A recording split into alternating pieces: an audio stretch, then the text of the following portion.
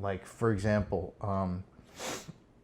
there's a thing in Arizona called Midnight Productions. It's technically an urban legend, if you want to call it that. But if you look up interviews with people that are homeless living in the Phoenix area, there are a number of interviews on YouTube about people, or where these people start talking about Midnight Productions, which is apparently a group of ex-law enforcement, politically connected individuals that are abducting homeless people and either raping them on camera, specifically homeless women and children, and then murdering them in snuff films. Now that sounds absolutely bizarre and out of the realm of possibility.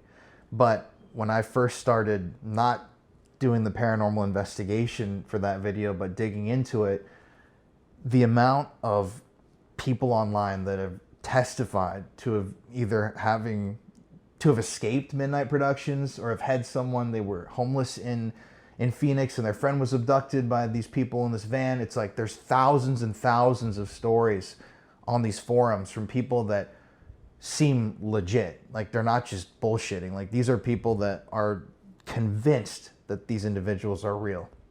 So I went to Phoenix. We interviewed some homeless individuals there. Two of them didn't know the name Midnight Productions, but they had stories of friends that they knew that they saw getting into this van and they never came back. They never even ran into them in any of their social circles in Phoenix.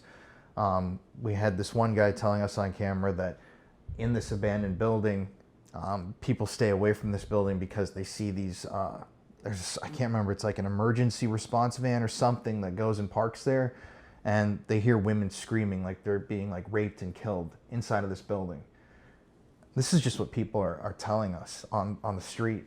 We also interviewed a anti-trafficking organization in Phoenix, and I was getting tips from them about, how to protect your kids online and just interviewing them about trafficking. And I broached the subject and said, what do you guys know about Midnight Productions? And I was absolutely shocked because the guy that we were interviewing was a man and a woman.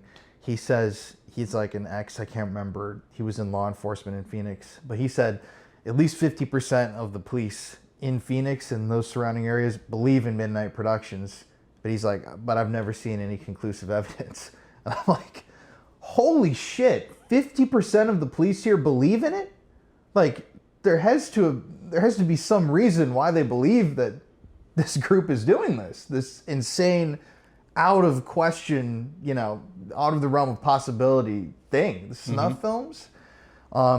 So we ended up doing a series of paranormal investigations, delving into Midnight Productions. Also interviewed some other people, and just learned so much, because it's really shocking for a topic that has so many people online sharing stories and their testimony. There's no news article about this anywhere. There was no real video or documentary anywhere online before I made this video. They're barely even, concentrated forum posts. It's like all this scattered information that you have to collect. So we went to this one motel where I had read from multiple sources online that they'd either escaped Midnight Productions or they had heard that Midnight Productions was doing something, in this certain motel.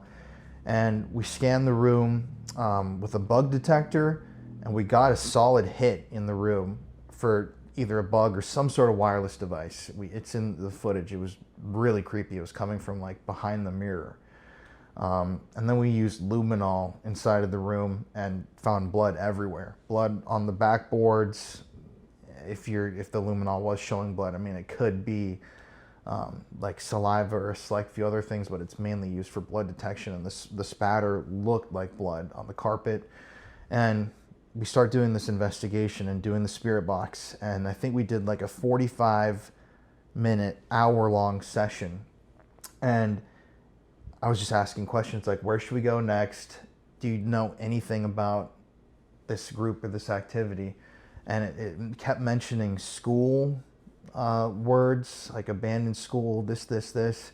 And then weirdly, it said bread factory or something like that. Bread factory, loaf, to the point where we said, so we got to look at an abandoned school, because that's apparently, according to the people, they run these things out of produce these films in these abandoned buildings. And we need to visit a bread factory. So we actually found an abandoned school that was in the reported Midnight Productions area of operation, the kind of streets that border where people say that they do this stuff. And we went in, no major discovery, just creepy. There was a guy that was walking around in there that it was very creepy, because we were in the middle of the school and this guy just walked by the doorway, didn't say anything. And I just saw his reflection behind me, and my brother-in-law who was filming me, I just saw his face because I was standing facing him and he was looking at the door, and I saw him just go. And I'm like, what? It was because we were like in the gate, so you can't just run. It's like if someone's gonna attack you in a situation like that. Yeah, but anyways. So, but getting back to my initial question, so it sounds like you were talking to a lot of witnesses.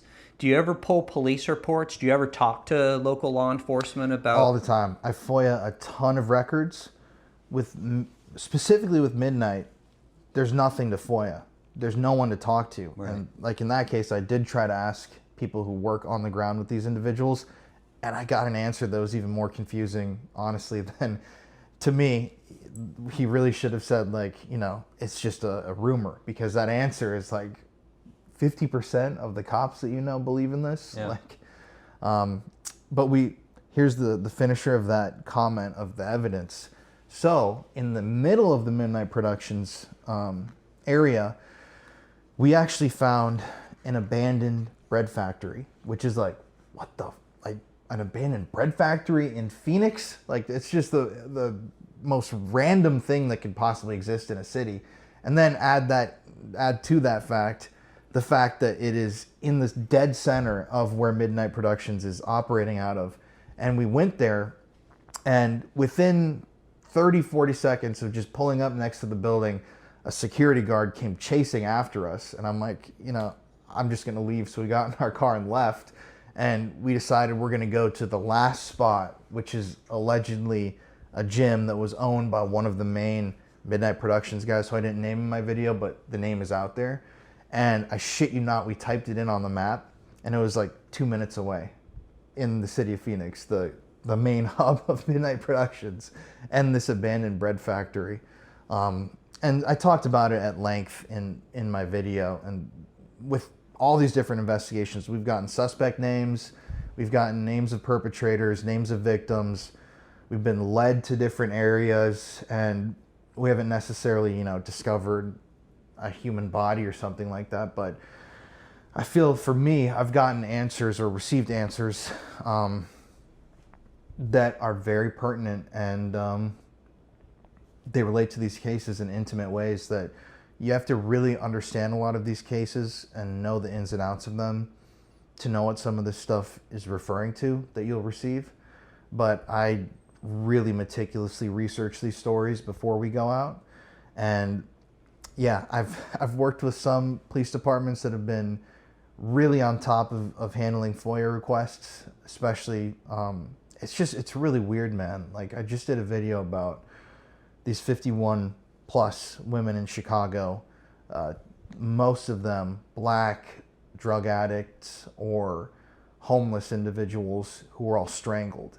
And none of the murders have been solved. All the family members, I shouldn't say all, but most of them have publicly stated they believe it's a serial killer. And the police have done nothing. They announced a task force. They didn't reach out to any of the family members to interview them or question them. It just seems like they just said, we're doing this, and then they didn't do anything and then shut it down. And I FOIA'd as a part of that video. We went to, and we spirit boxed at, I think it was 4.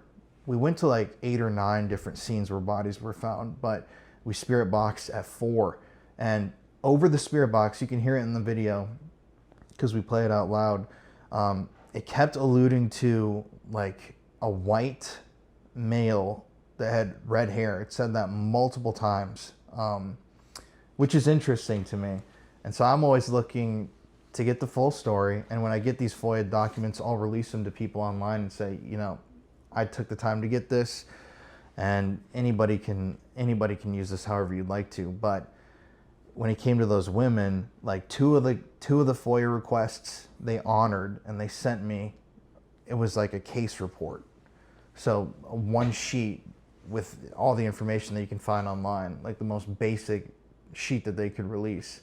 Two of the cases, they said they can't release anything because it's an active homicide investigation, which I get, but also these murders happened like 22 years ago, and I just don't think that they're going after the guy who strangled a homeless woman and left her body on a street corner 23 years ago. I don't think they're actively pursuing that, but they obviously say that so they don't have to release stuff.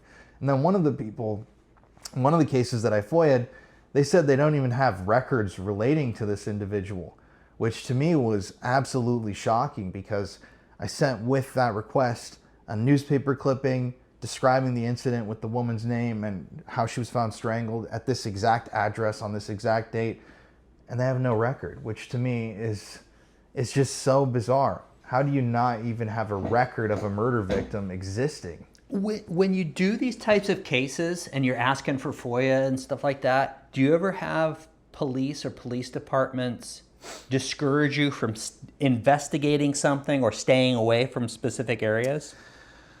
I haven't necessarily had that, but I have had one thing, especially with this project that I've been working on, which isn't necessarily at all paranormal related, but I FOIA'd, I believe, over 100 agencies and departments all across America, from New Orleans to Tennessee, New Jersey, Michigan, and it's just funny how they kind of sneakily get around these things.